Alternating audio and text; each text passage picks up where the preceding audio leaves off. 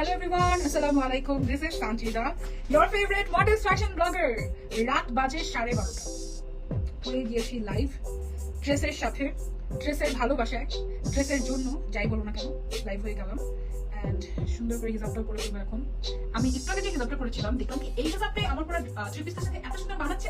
এই থ্রি পিসটা আমার কাছে পরে এত ভালো লাগলো, মানে মনে হলো কি যে yes I got another gem।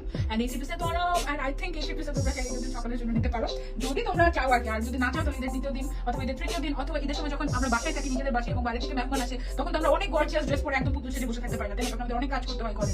So ওই সময় চাই ঘরে আরামদায়ক একটা ড্রেস যারা পড়তে চাচ্ছ কিন্তু খুব সুন্দর লাগতে হবে সেরকম টাইপের একটা ড্রেস যারা পড়তে চাচ্ছ, তাদের জন্য আমি এখন যে থ্রি পিসটা পরে আছি সেই থ্রি পিসটা আমি তো মানে হিজাব না পরে দেখিয়ে দিচ্ছি এমন একটা অবস্থা। খুব সুন্দর একটা থ্রি পিস। দাঁড়াও আমি আগে একটু হিজাবটা পরে নিই, ঠিক আছে? এন্ড এই হিজাব স্টাইলটা রিকোয়েস্ট সারা জীবনে আমি মনে হয় পাবো। দিস ইজ মাই সিগনেচার হিজাব স্টাইল। এন্ড বাকি যারা এই হিজাব যাদের থেকে এই হিজাব স্টাইলটা তোমরা দেখেছো সবাই আমার থেকে শিখেছে এই স্টাইলটা, কারণ এটা আমার আবিষ্কার করা হচ্ছে কি আমার দাদুর কাছ থেকে। ওকে, ওয়াও, এই রাতে 1K আপনারা জয়েন হয়ে গিয়েছেন। Yes, thank you so much for joining.